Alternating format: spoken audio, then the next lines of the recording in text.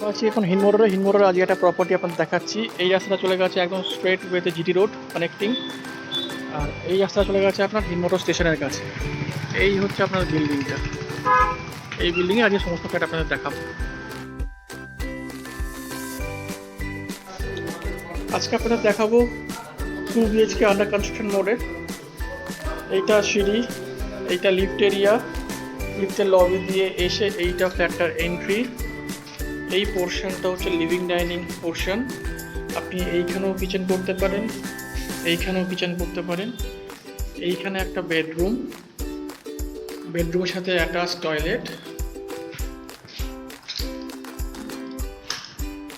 এই বেডরুমের পাশেই রয়েছে এইটার একটা বেডরুম।